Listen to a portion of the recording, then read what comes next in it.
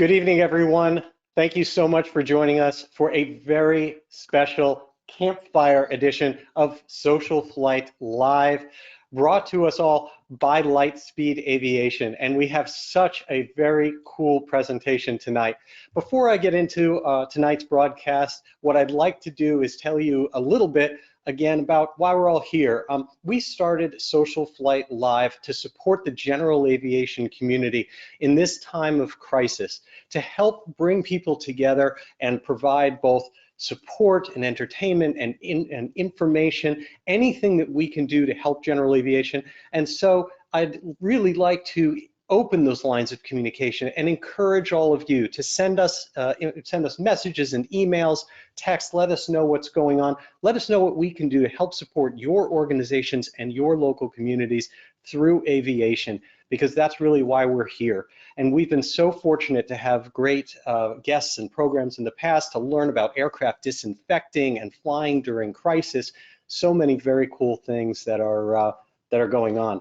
And so as I'm speaking to you tonight from our special campfire edition, I'd like to show you something, and that is we're here in just outside the Boston area in New England, and on April 18th, of course, you take a look, it's winter flying in Boston in April 18th. This was a picture from Saturday. And very fortunately, even though we had so much of this winter on Saturday going on, we still wanted to make sure that we got out there and flew and supported general aviation. And so Sunday looked exactly like this. An amazing stark contrast between Saturday and Sunday. And so we took that opportunity on Sunday to go out there and take part in our own Takeoffs for Takeout program. And now our Takeoffs for Takeout program at SocialFlight is all about supporting general aviation and the restaurants and FBOs that make us strong. And the challenge, of course, is that in times of crisis like this, we are generally fragile. It's important that we get out there and keep those restaurants, FBOs, pilot shops, etc. going. And fortunately, so many of them have procedures in place right now that make it possible to be able to safely go there, social distance, have contactless payment, be able to pick up food without even having any contact with another individual. And that's exactly what we were able to do. Now, I cannot say enough. It is important above all else that anytime that any of us are flying, that you follow safe practices, whatever the latest practice and recommendation is by the CDC, as well as the laws for your local state and government offices. But if we stay here in Massachusetts, right now there is really nothing that prevents us or even discourages us in any way from going and flying our own aircraft with the people that we live with on our own, which of course are my family here at SocialFlight. And so we took the time to go on a quick trip from Stow, Mass, our home base, where you can see the restaurant of Nancy's Airfield Cafe, and also fly out to Northampton, Massachusetts, to walk around the town of Northampton and go get some takeoffs for takeout there. And I just wanted to show this quick little sign. I'll tell you, I love this little airport. Their sign says it's Northampton Aeronautics, the home of friendly flying. And if you can see from that picture there, what I was really heartened by and surprised, to be honest, is that when we landed, there was traffic in the pattern, there was traffic on the ground. In this picture, you can see an aircraft taking off, 2 aircraft waiting to take the runway. It was so wonderful to see this. Each aircraft had only the people that were, again, within their social distance circle. But it was a great, great opportunity. So I would just like to share that before we get started in our broadcast. Now, moving on, I would like to welcome Lightspeed. Now, Lightspeed is a partner of SocialFlight, certainly a wonderful company. If you have ever been to AirVenture or to Sun and Fun, I can almost guarantee you have met this individual right here, Allan Schrader, the founder and CEO of Lightspeed Aviation. Allan is one of the most recognizable faces because you see him at AirVenture or Sun and Fun working any of the many different booths that are selling headsets. And I've always been amazed that he will be the first one to show you the difference between all of them, to be the lowest pressure, highest informing salesperson you've ever dealt with. And he really has been the primary driver of many avionics, many headset innovations over the past 3 decades. He's blessed with a remarkable wife and life partner in Judy, 2 nicely independent grown kids. He is a helicopter pilot, a soccer player, an outdoor enthusiast, and is actively engaged in the Kingdom Generosity movement. So I would like to welcome now Allan to join our program. And again, thank you for helping make tonight happen.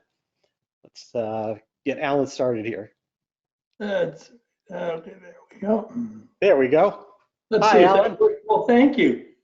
Thank you so much, Jeff. And yeah, it's both good and bad that I'm so recognizable if you're looking for headsets, but I've made seemingly much of my life in the last few decades one of understanding what pilots need in those areas and trying to make better and better ones, and it's been a whole lot of fun for me. You know what always amazes me is that if I need to find you or want to find you just to say hi at a show, I don't go to the Lightspeed booth. I go to, like I said, anywhere you can buy a headset. One of those places has probably got you manning it. Yeah, well, I mean, I learned a long time ago that I can learn a lot when I'm in front of customers, and particularly a lot of customers may or may not come to a Lightspeed booth, but they all go to Sporties or Aircraft Spruce or places like that. And so many of our best ideas that eventually became product breakthroughs came from conversations, and lots of them with people at air shows. So I enjoy them. I enjoy learning from them, and I enjoy being able to hopefully create something that is of value to them. Now, I want to talk helicopters for a minute because it always fascinates me. I love helicopters. I don't have a helicopter license. The one time that someone gave me the stick to try to hover a helicopter was an Enstrom on the ground, which did not even have a governor on that. And I can tell you, I'm not a helicopter pilot. I'm not sure if I'm ever destined to be one. What got you into helicopters? Yeah, now don't say it that way, because after the first 15 hours probably of going, really, can this ever be mastered? All of a sudden, there's a little bit of a zen of flying that starts to take over with the hovering, where I think, at least for me, you finally start getting it. But it was incredibly frustrating as an engineer, as a good thinker, knowing how all the controls work, knowing how therefore I should be responding, and none of that was working. Took a while just to sort of let that go, and remember the controls take a little time to kick in, and so don't over control. And some of those I think are things that are part of the fixed wing genre too. But in the end, I mean, it was only I think 7 years ago that I started to pursue this. So I'd been 25 years in aviation and not flying, hundreds of hours in the right seat with a lot of people enjoying flying. But I just decided that if I was going to do it, the kind of flying I'd like to do was real hands-on all the time flying. And I like to stay low and not fly up high, which of course is generally what you're going to do with a helicopter anyway. And then people had said, oh, it's really doing that's really hard. And so obviously probably I think a part of that was also the challenge of going, well, if I'm going to spend all this time and money and energy, why don't I try to do that? That makes a lot of sense. And so basically you're saying there's hope for me, and maybe you can turn me into a helicopter pilot? I remember so clearly, in the whole, once you try to hover and they have this maneuver where they have a cone in the middle of a grass field and you're supposed to move the helicopter around, always pointing at the cone while you rotate 360 degrees. It's ridiculous. It seems impossible. And so hour upon hour, and then slowly you start getting it and feeling it. So there's hope. Wow. Okay. Well, that's very good to know. I definitely appreciate that. And what helicopter do you generally fly? Well, now I fly an R-44. I started out and learned in a 300, a Schweitzer 300. And most people learn in a Robinson 22, but for those of you who know me, I'm 6'4", and so I don't fit in a Robinson 22. And the 300 had a much bigger bubble, and so really that was the primary reason I started with that. I was thrilled to get to do it as a 3-blade helicopter, so it's a little more stable that way. But then once you get your license and can go do it, then you want to go do it with more than one person, which is all the Schweitzer would accommodate. So went through the SFAR training and got into a 44, and that's what I've mostly been flying.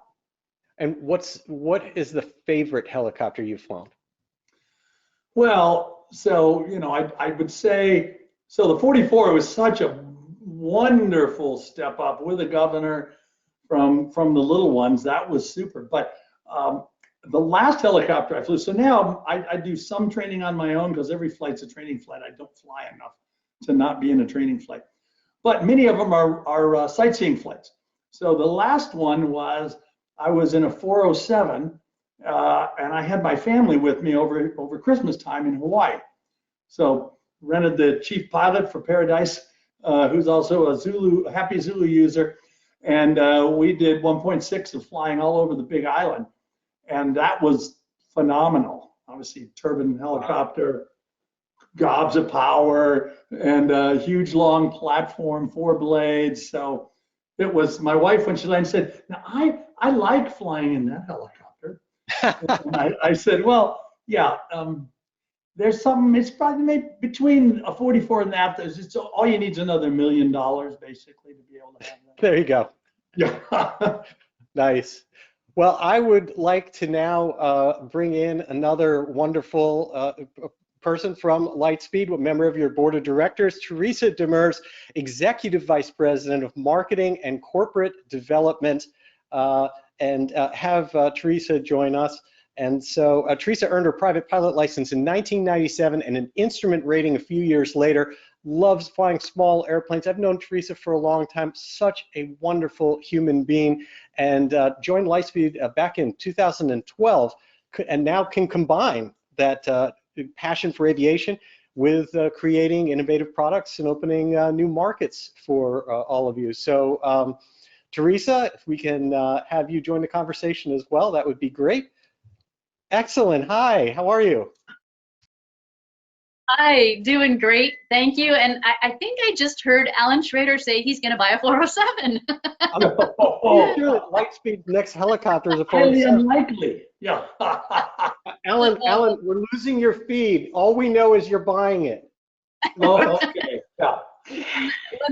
When the spouse says that it's a good one, that's the way you go, right? I don't know, but yeah. Now, Teresa, I understand that you're working on a new rating. I am. So yeah, you mentioned that I got my instrument rating in 2009, actually, and so it's been a number of years, and I enjoy that a lot, and I'm really glad I got that one. But I felt like I needed a new goal and kind of a new challenge for 2020. This was before the COVID quarantine, and so I started a commercial rating. Right after Christmas, right at the beginning of the year. So Wow. I have had some flights, and now my last flight was March 15th. So I'm anxious to get back up and see if I still remember any of the maneuvers. But in the meantime, this has given me no excuse to not get that pesky written studying out of the way. So I've been able to work on that too. What aircraft are you using to train for your commercial? Well, interestingly, where I train, it's a small kind of family-owned airport out in the countryside here, and they have a technically advanced aircraft that is a 172 that is outfitted with Garmin touchscreen navigators and G5s and everything, and plus it has the autopilot as well. So, so it's just perfect. I have a lot of hours in 172, so I'm comfortable with that, and getting to learn how to use the autopilot is tons of fun. So I'm really enjoying it. Oh, that's awesome.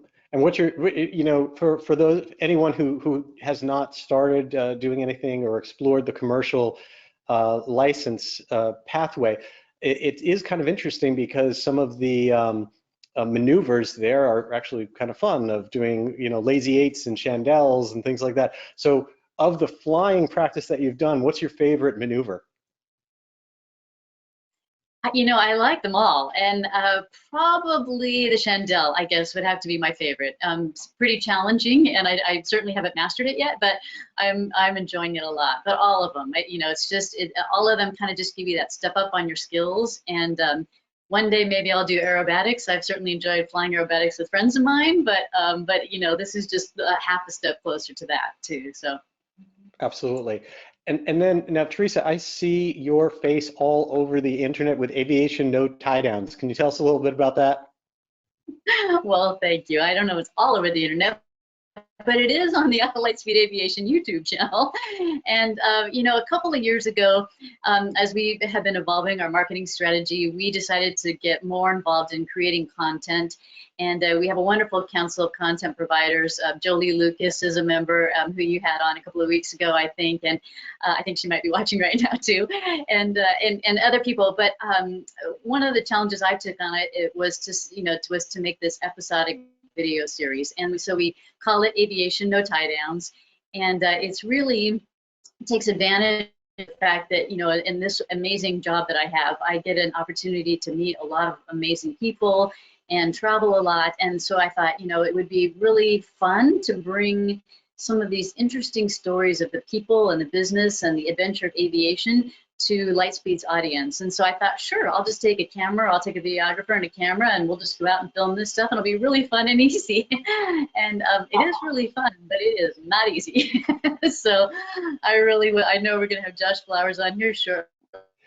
Yes, absolutely. And I have so much admiration for the people that can do it. It's tough to really, you know, tell the good story and get the good camera angles, and then, you know, editing is a different thing, which we have someone else do. But it's a lot of fun, and you know, I think there's been some really great episodes. One of the first ones was with Major General Hank Canterbury, who's retired and has an amazing story, an amazing, you know, hero of you know, in his Air Force career, and but still flies competitive aerobatics. He took me up and we went for a fun flight in his Pitts S2C, and so all of that was documented, and those made for a couple of good episodes. That is so cool. I mean, well, when we talk about video production, of course, let's continue to build our group for our campfire chat here, and I'd like to then bring in now to our talk Josh Flowers, which most of you know as Aviation 101. Josh soloed at 16, got his private pilot license at 17, kept churning. 2016, he got his CFI. 2017, he got his CFII.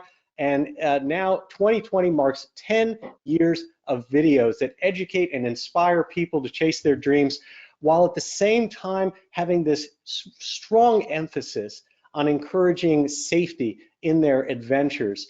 And so that's what I would really like to talk to Josh about. I mean, that's one of the things that really inspires me about it, because as I have watched both of my sons learn, both Jake and Ben, start to learn how to fly, that Josh is, you know, certainly a hero in that regard because of that attention to safety, etc. So let's have Josh join us. Hi, Josh. How are you doing? Hey, how's it going? I appreciate you having us on here, Jeff, and appreciate the kind words too. Always happy to join any sort of a discussion about aviation that I can. Happy to be here. Oh, absolutely. No, so first off, Josh, not a lot of people can say that their dad is their student. Can you tell me a little bit about that? No, they certainly can't, and that's actually something that both my dad and I are pretty proud of. You know, first of all, a lot of people don't get to fly with the parent who got them into flying, so that in and of itself is that's a blessing. But my dad's always wanted to get his instrument rating, and he just never really took the leap to hire an instructor to continue that training. And the old 172 he used to own, he never upgraded the avionics and stuff. So it was just kind of, there were some challenges in the way. And then after we bought the 172 we have now back in 2013, I became a CFII in 2017. I said, you want to get that instrument rating? And we've learned a lot about, you know, both how we both operate along the way, and we've also learned our differences. You know, sometimes we butt heads in the cockpit, and that it's all fun though, because we take, you know, super long trips. We go to Oshkosh and Sun and Fun and all that kind of stuff, and do training all along the way, and we just have an absolutely fantastic time with it. Yeah, so you're learning cockpit resource management and family relations at the exact same time. Family relations, yes, it's diplomacy, very important, from the right seat to the left seat and vice versa, absolutely. Now, I know that my boys want to hear a little bit about the work that you're doing with AQM. So let's explain to people what that actually is. Absolutely, yeah, it's actually AQP. AQP. Yeah, it stands for Advanced Qualification Program. So basically what AQP is, it's a concept I had never heard of before we started working on this series. I'm working on it with Dan Greider. I know a lot of people have seen him work on the Flight Chops channel and that kind of stuff. And he comes from tons of airline experience, airline training experience too. AQP stands for Advanced Qualification Program, and it's basically the recurrent training program that the airlines use. And what's different about their program from what we use in GA? Well, they focus on the maneuvers in their flight reviews, which is their recurrent training that they generally do every 6 months and whatnot. They focus on maneuvers that can kill you. So they focus on stuff like rejected takeoffs, loss of thrust on takeoff. They have defined minimum maneuvering speeds, and they focus on spatial disorientation and all sorts of stuff. And of course, their training program looks a little different than what it would look like here in GA. But what Dan did is he designed what we're calling an annual flight review, but it's basically a flight review profile that follows the mold of AQP. So instead of us going up on a flight review and doing a bunch of touch and goes and go and do some steep turns or maybe some chandelles and stuff like that, those are all important maneuvers and they have their place, absolutely. But we want to focus on the stuff that can really kill you. When was the last time you got in grave danger doing a chandelle? You're up at high altitude and you're pushing the airplane to the envelope and all that kind of stuff. But we want to focus on getting too slow in the traffic pattern, which actually accounts for a lot of fatal accidents in general aviation. Loss of thrust on takeoff. Goodness, that's a huge one. Just climbing off the runway and you lose power. What happens most of the time is the pilot, instinctively they pull and put the airplane into a stall spin, and then at that point it's over. So we're focusing on a lot of this stuff to kind of change our mindset in general aviation. We're calling it an AQP grassroots movement because we're not trying to change rules or change regs or anything here. We're trying to get everybody in general aviation to say, wait a second, yeah, well, that makes sense. Why aren't we focusing on the stuff that can kill us? Let's go out on a flight review and let's fail some stuff on the panel and simulate an instrument takeoff. And the CFI should be trying to distract the pilot. I did that on with a few of these pilots in the series that we just filmed, and just stuff like that. Run through a bunch of different drills that can kill you. They account. The statistics say these scenarios count for a lot of fatal GA accidents. So we're focusing on that stuff. And I've got a whole PDF on my website that outlines basically the entire flight review. And I've read that and I've seen some of them, and I will encourage anyone, in fact, I'm going to bring Jake in here really quick to peer in, do a little cameo here because he's actually following a lot of this. This is my son, Jake, as well as Ben, who's behind the camera. And, Awesome. both of these guys are doing a lot to try to get to that point for their license. And Jake, in fact, was just about there to take his test when the crisis hit and hasn't been able to get the exam. But the learning about this program, I think, is really, really instrumental and so critical to safety. A good friend of mine who's an airline pilot, when I have asked him what's the biggest difference between what we do and what you do, he says, well, for one, you guys always plan on landing. We never plan on landing. When we're coming into the approach, everything we're planning on doing is the landing. If everything goes well, that's the surprise. Everything else is what's planned for. Exactly, and we have an entire topic. There's 18 fatal accident scenarios that we have laid out in this document. There's of course more than that, but most of them that happen, they fall into one of these buckets. And one of them is the stabilized approach and a messed up go around. That's actually two separate topics. But a non-stabilized approach generally leads to a messed up go around. How often do we go out and practice go arounds? Well, it's not very often. And if you ask the FAA or you want to look it up, what's a stabilized approach? Does anybody know? The answer is really no, because it's not defined anywhere. The FAA doesn't define what that is. I'm probably going to mess this up because I'm not sitting at my CFI desk with my paperwork in front of me, but we declared 4 pieces of criteria. You're on your speed, you're on the runway center line, you're on a path that's going to get you into the touchdown zone, and oh gosh, what was I'm forgetting the 4th one. But basically, we define criteria that it's very clear. If you don't meet one of those criteria, go around. If you're way too high, if you're way too fast, we make it very simple. And if you look at the whole recurrent training idea in general aviation, what's our recurrent training? Well, it's a flight review every 24 calendar months with your buddy where you go get a hamburger and come back, maybe do a couple touch and goes and debrief over beers. Is that really enough to save your life? I certainly do not think so. So I think we need to step up our game when it comes to recurrent training, and that's what this whole video series is trying to do, change our mindset. Well, I can't support that enough. I mean, I appreciate it. It's kind of, as a father with son learning how to fly, he's been teaching me.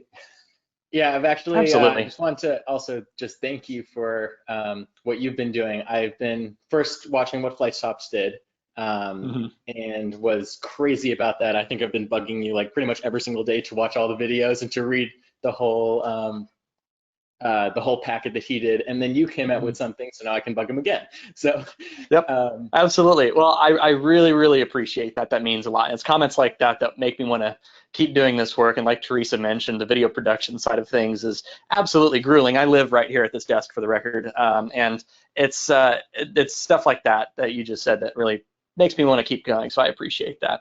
yeah. Absolutely. All right. Thank you for doing that. Yeah. And then we would like to introduce the last guest that joins our whole campfire chat group. If we could switch over now, Savannah Raskey, the savvy traveler. Savannah started her aviation journey only 2 years ago, but she now has her commercial, her single engine sea and land ratings. She's a staff sergeant in the Air National Guard with hopes of becoming a fighter pilot in the Air Force, and has this powerful following on Instagram, and will be telling us also about this other great program that she's doing called the Be Kind Scholarship. And so if we can bring Savannah on now as well. Hey, Hi. there you are. How Hey, are you? Thanks for having me join. I was getting lonely over here. yeah, really. Thank you so much for joining us. I really appreciate it. You have No such problem. a fun presence out on the web and on Instagram. It is so, in fact, we were just watching this, Bay It's Cold Outside video that you did. Yeah. Yeah, we have a lot of fun. We have a lot of fun with my plane for sure. And I think one of the things that absolutely blows my mind is that you have this crazy combination of just being able to kick back and have fun and make fun videos and keep people inspired and enjoying all the things that bring us passion in aviation. And then at the same time, you're incredibly competent in what you're doing and in the military. And I understand you have some news. Well, a lot of people that have been following me for a while know that I've been trying to get a pilot slot. My dad flew F-16s for a while, and then he flew C-130s, and it's a long process, putting your packet in and going to interviews and just trying to get that coveted slot. And just about a couple weeks ago, I was finally notified that I was hired to fly the F-35 for Montgomery, Alabama. So I Oh my got to God. be a fighter pilot, and it blows my mind, but finally So Congratulations. awesome. thank you. Yeah. Wow. So that's crazy. So, so you're going to literally be able to, if you have the time off, to walk at one of these shows that you've been at so many times. And when you go by all the velvet ropes that are keeping people away from the F-35, you're going to look over and go like, oh yeah, that's my ride. Yeah, just go touch it. Yeah, no, I'm super grateful for the opportunity, and it's been cool to be able to answer questions to other people trying to go through the process, because it is a process. But can't wait to go to training. It's just begun. The hard part is over now. The harder part's gonna come, but I can't wait. Oh my God, what a wonderful opportunity, and you truly deserve it. So I'm really happy for you. Thank you so much. So tell us about the Be Kind program that you're running, the scholarship program. Yeah, so a couple of months ago, one of my buddies wanted to create merchandise for me, and my whole goal with social media and being a presence online has always just been to like show aviation in a different fun side, but also get people interested that maybe thought that they couldn't do it, that they weren't the right fit for it. Because growing up, nobody believed that I could be in the military or I could be a pilot, and I've fought those battles my whole life. And so my motto has always been be kind, because I think above everything else in life, if you just stick to that simple mindset of just treating everyone with kindness, no matter where you are, what you're doing, that we can all succeed together. And so that kind of the brainchild was born, and I started selling merchandise, and I was like, my goal is to get $1,000, and then I'm going to donate it. And by the time I hit 1,000, people were asking me, like, how can I donate? How can I be a part of this? And we grew it to 5,000 super fast. And I was just blown away by the aviation community. And I just love this environment because we're not competing against one another. We're competing against ourselves. It's a really just like self-competition sport, and we can all succeed. There's enough room for everybody in the sky. And so that's been the whole premise of that. And it's been really cool to award our first winner and to see how she's been using that money and to see how far she's going to go with it and hopefully keep growing it next year bigger and better. Wow, that is that's so wonderful. And it's just, and I'd like to open this up to everyone as part of this kind of, that's the whole concept of our campfire chat. This, to me, that generosity also seems to continually bringing the word back mentor, because that seems to drive so much of our world. I mean, my personal story is that I didn't come from any exposure to general aviation, absolutely none.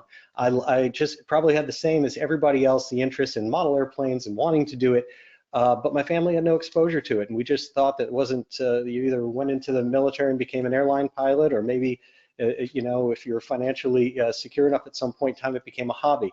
But I never realized how much there was to it until I met someone well after college at my first job who gave me that first introduction. And from there, it was just one after the other mentors of people who came in and said, of course you can own an airplane. Let me teach you about that. Let me show you what's involved in it. Come fly with me. Let me show you what's involved in that side. And it literally went from one step to the other of ownership to getting an instrument rating to being able to fly more to getting involved in the business to getting my A&P, getting my IA. All of these things were made possible in my life by mentors and people that were just the average people in aviation who, when they meet someone, want to give back and want to show them what they can do. And so I'm sure all of you have some kind of stories having to do with that. Absolutely. So now, Josh, you came within your family. Did anyone come to it a little later on? Not really. I'm the youngest of 5 kids in my family, and I'm pretty much the only one that took to the whole flying thing. And of course I'm super close to my dad, and that's kind of where it all started. And he's always been an aviation mentor to me. And everybody needs an aviation mentor. I think that's part of the reason why I became a CFI, not just to instruct, because I believe a CFI should be a mentor to their students as well. But my dad's always been kind of aviation mentor, and now I'm not sure who's mentor now. It kind of switches depending on the day and what we're doing. Who's like, maybe I'm his mentor, or he's my mentor, but everybody certainly needs that. But I mean, I picked it up super early on just because I was around my dad all the time, and I wanted to do what dad did. Excellent. Teresa, did you grow up with aviation? I didn't really grow up with aviation. My father, who's now retired, was an aerospace engineer. And so he worked on airplane turbine casings, high temperature metal alloys, that kind of stuff. But when I was growing up, he wasn't a pilot. Later in life, he became a general aviation pilot too, but by then I had long since moved out and stuff like that. So it wasn't really something that I grew up with and shared that way, but it probably, as I think back about it, we grew up in San Diego. I was in San Diego, and when we were young kids, we used to go down to Lindbergh Field and watch the airplanes take off and land and that kind of stuff. So it probably, there probably was the seeds planted in those early years about just the love of aviation and the appreciation for it. Yeah. And now, Allan, I know your history from a work perspective goes back with many facets of aviation, especially in audio, of course.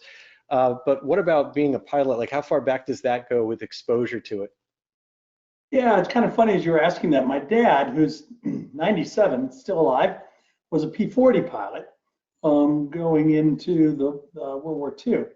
But we never really had any. After that, as soon as he got out, that was all relative to any general aviation or other flying, other than millions of miles from a business standpoint going around the world. So I didn't really have any connection to that. I mean, as you know, Jeff, I've wanted as a company to be a mentor to people in the scholarship and growing aviation side for a long time via the foundation. But for me, I didn't really have a mentor in those things. I just lived in the world and was inspired by all those people that I met at Sun and Fun in Oshkosh, and ultimately, decided to jump in a little more myself. Right. Well, with everybody being essentially so kind of like locked down, and even with the flying that they're doing fairly restricted on that, I think, it's nice to take the opportunity to think back on some of the wonderful adventures that we've all had. And so I asked everyone a little bit, did they have any favorite adventures that they've done along the way, that are kind of trips that at times like this stick in their mind as like, man, I'll tell you that I'm sure glad that we got that one done, because that's such an amazing memory.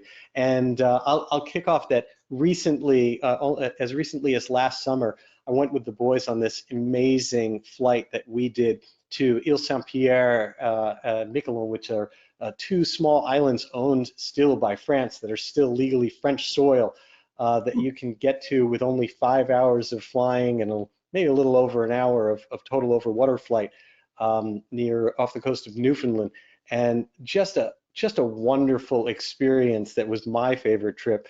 Let's kind of go around there, and Savannah, now start with yours. Who's your favorite trip you ever took?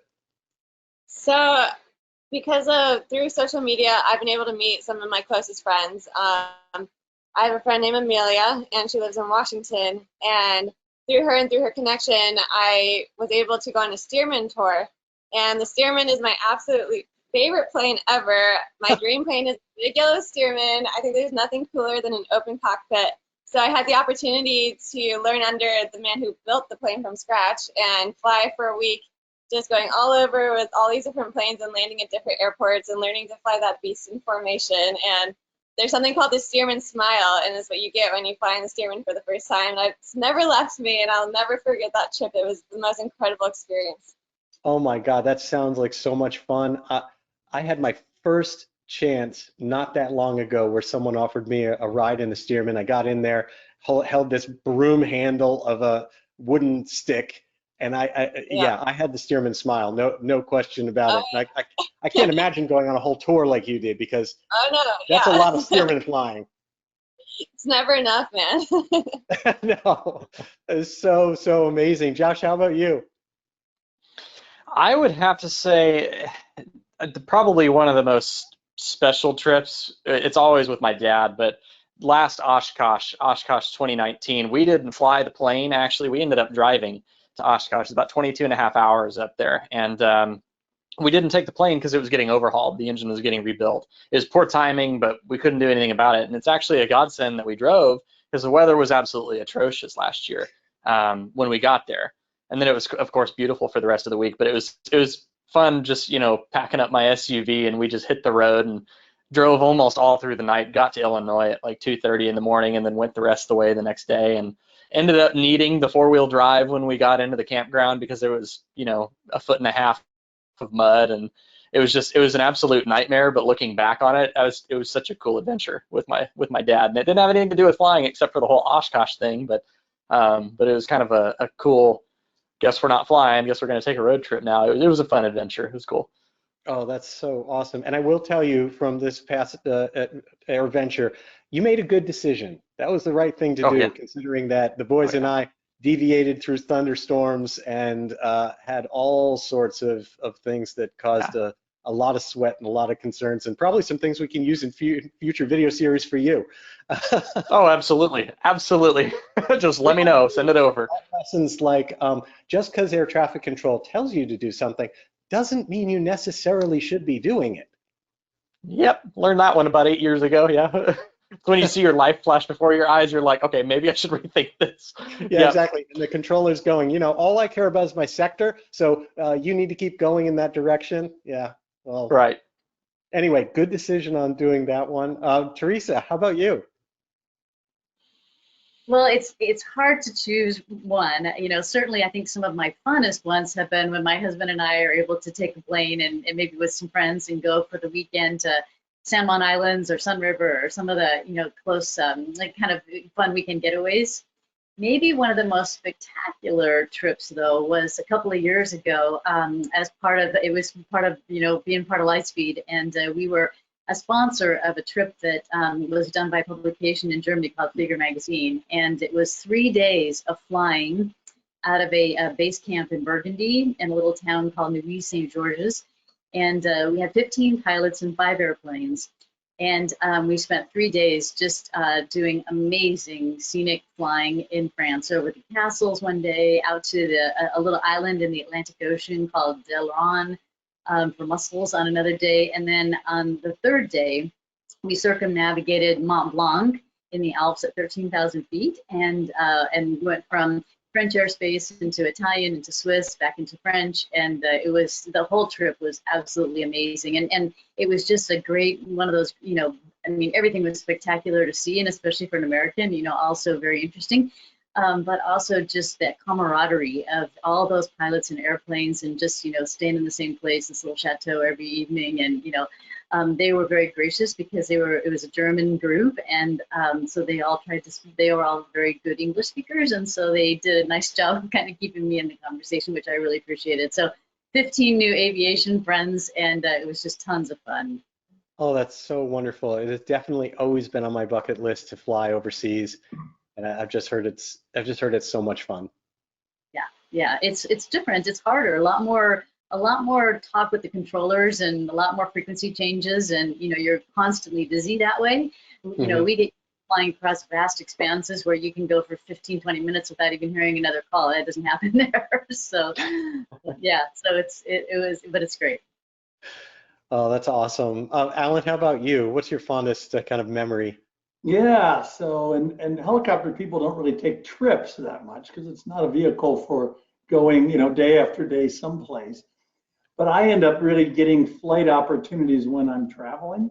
So one was 4 years ago. One of our dealers in Australia is an R44 dealer for Australia, and so I went there and visited him and all that. But mentioned that I'd been certified a year and a half ago and all that. And so when we were done with our meeting, he said, "Hey, would you like to go fly out over Sydney Harbor and fly out to the ocean that way?" And it's like, yeah.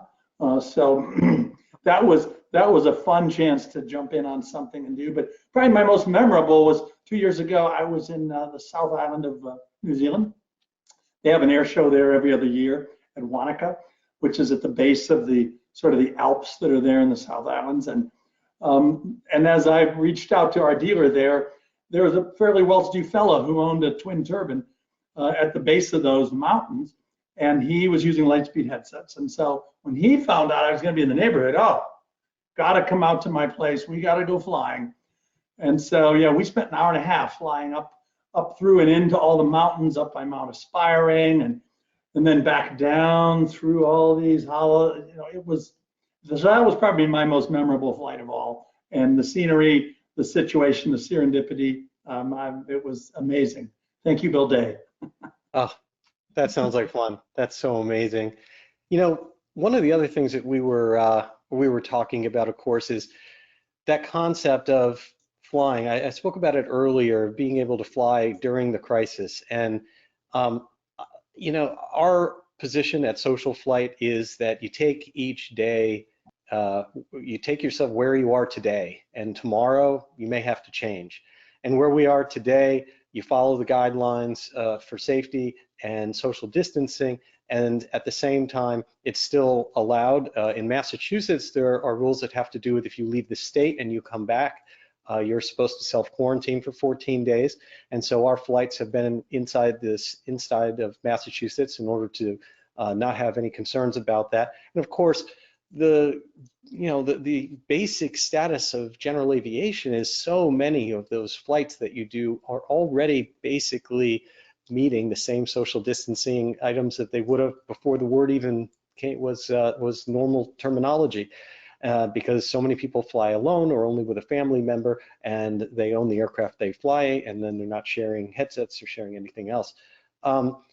We've been trying to keep current because I think that's important. How about any of you? Have you been able to get out and do flights both for pleasure and currency purposes?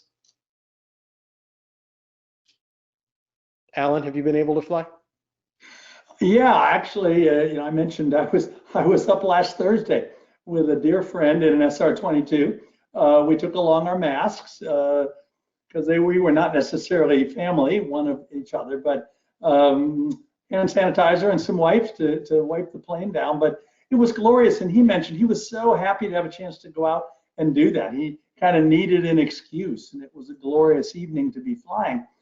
But not only did we get caught up, which was lovely, but you know, he just wanted to get out and, you know, bust some rust off of probably the engine and his own flying skills. And so I would just reaffirm what you're saying, that people need to get out. There's nothing to be embarrassed about. Flying is a great pleasure, and it's a great privilege, and we should get to exercise it within the realm of you know, the rules we have to live in. Yeah, you know, and it's, I think there's so many aspects to it, right? I mean, there's the aspect of, there's obviously flying going on that's directly helping the relief effort, that's directly helping others. There's staying current, because that is so important to our own safety and proficiency, as well as if we get called upon at some point to help. I know a lot of people that have been asked to then transport supplies or things like that, and we may be becoming involved in some of those efforts ourselves, and we can't do that if we're not current. And then there is just the pure enjoyment side, and I think of even the aspect of someone pulling a pits out of the hangar or doing something like that, going up and blowing holes in the sky. And if there's some kid at home that hasn't seen his friends in 3 weeks, looks up and sees a biplane doing some really cool things, isn't that good? Aren't we contributing something to bring a smile on that child's face? Yeah, I've absolutely been doing a little bit of flying as much as I can, and I like that you mentioned currency, but I think even a more important topic is proficiency. Just because you're current doesn't necessarily mean you're proficient, and you know, we see that all the time. I was just a few, I guess it was about a week and a half ago or so, I was just about to get to the end of my instrument currency, but I was certainly not proficient with instrument flying. So I went up with a safety pilot, and we had our bandanas and we looked like little flying banditos, but we went up and did 6 approaches, did hold patterns, everything. And of course the controllers here in Austin were all happy about that because they were bored. And so they were like, oh, sweet, yeah, you got the run of the airspace, do whatever you want.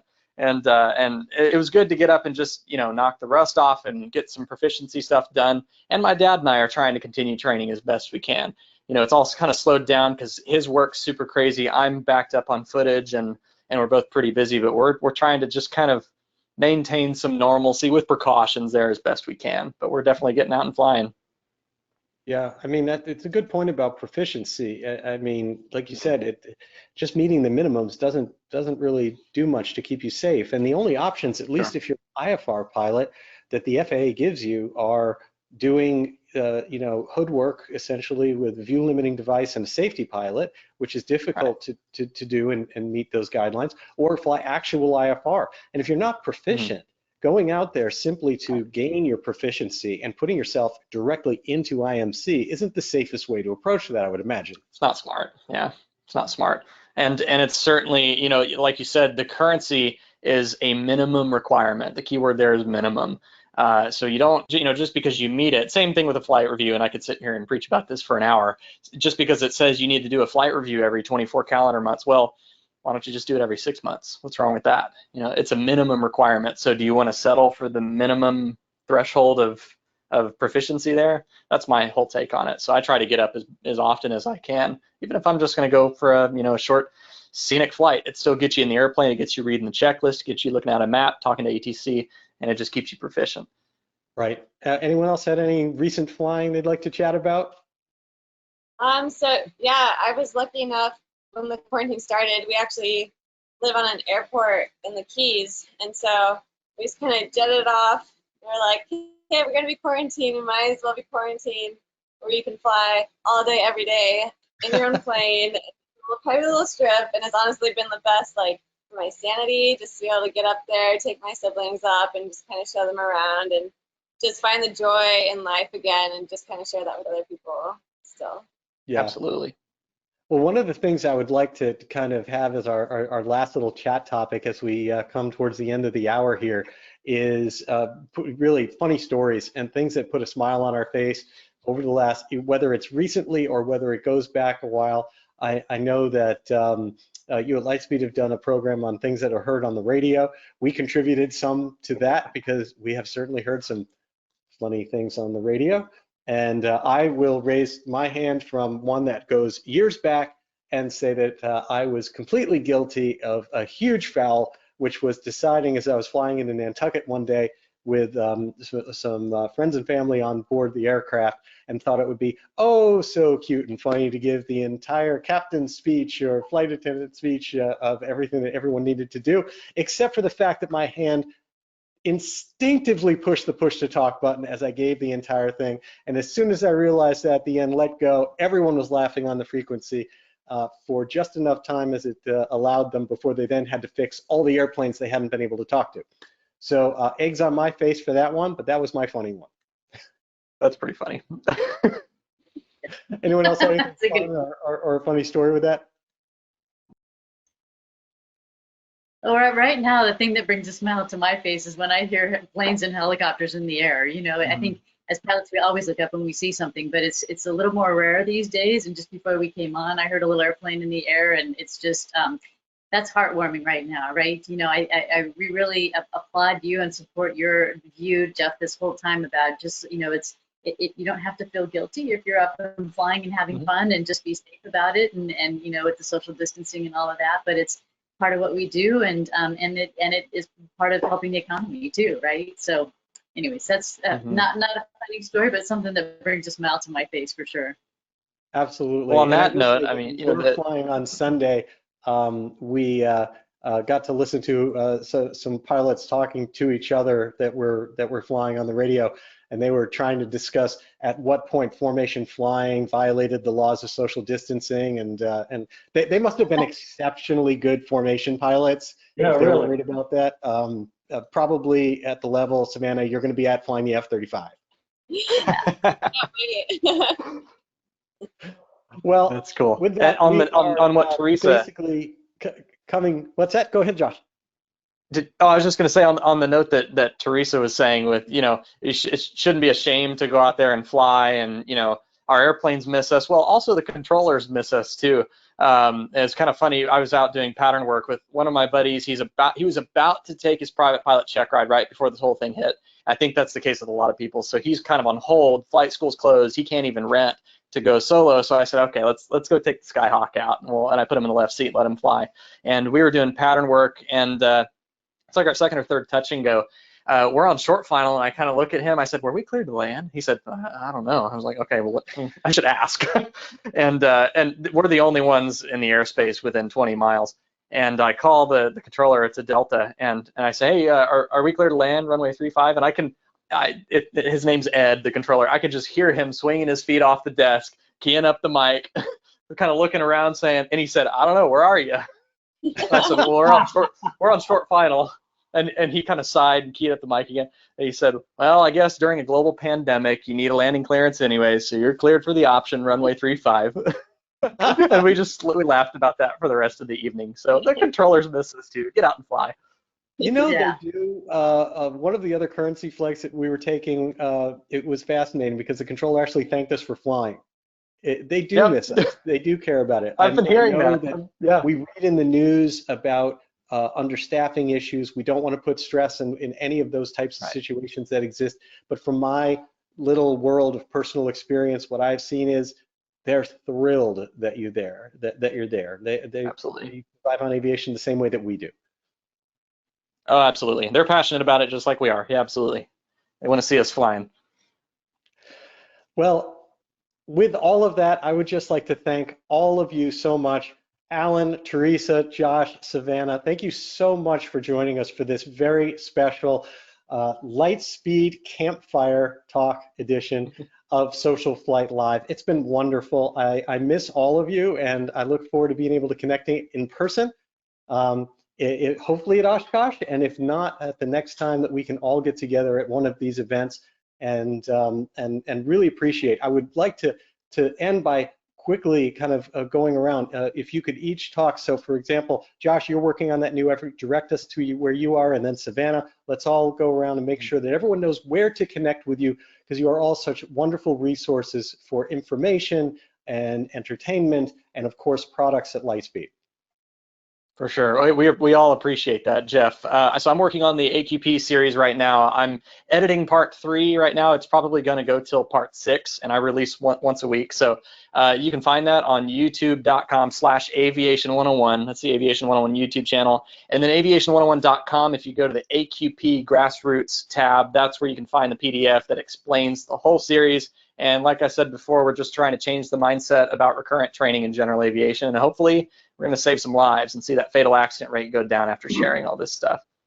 That's great. Thank you so much. And Savannah, how do we follow you and learn more about the adventure that you are just kicking off on? So you can follow me. Instagram is my biggest platform, The Savvy Traveler, and we're currently hosting a mini giveaway scholarship with Lightspeed. So my recent post, we're giving away $1,000, a new Zulu 3 Lightspeed headset, and some other fun prizes. So you can just check that out on how to enter. We're going to be announcing the winner soon, so just something fun to look forward to get you excited during this time. Excellent.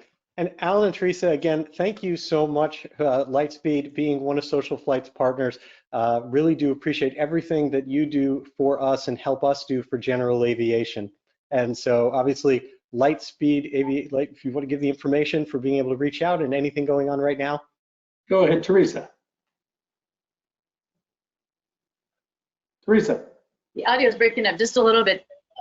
I hope I'm not kind of stepping on someone there. But anyways, but thank you, Jeff, for putting this on. It's this has been a great series. I've enjoyed watching all of them, and really appreciate you finding a creative way to bring, just kind of keep aviation front and center and bring really interesting people to the topics and stuff like that. We've had a lot of fun here, this evening, having the campfire chat with you and stuff, but just appreciate everything that you do for general aviation. And we also appreciate Josh and Savannah for joining tonight too. They've been friends of Lightspeed for a long time, and we really appreciate their support. And yes, and so you can also find everything out about Lightspeed at lightspeedaviation.com. You can watch the Aviation No Tie Downs videos at the Lightspeed Aviation YouTube channel.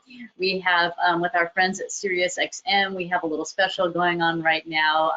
For people who are interested in buying a headset, you get a $50 SiriusXM gift card right now. And what else, Allan? Well, we're also trying to help out those that are sort of housebound with a few options for being able to upgrade their flying experience. If you're a Zulu 2 owner, there's an opportunity to convert your headset into a Zulu 3, adding warranty and new soft goods, and so it really does improve your flying experience. If you're a Zulu 1 owner, stay tuned. In the next week or so, there'll be an opportunity for you also, while you're sitting at home, to at least get ready to fly. By moving up the scale of flying experience, quieting, and comfort. So those are things that are going on and are coming. Well, thank you all so much. I really do appreciate it. For everyone who has joined us, I appreciate you taking the time this evening in order to join us for SocialFlight Live. Stay tuned. We have so many more good programs coming up every Tuesday night at 8 p.m. Eastern Time.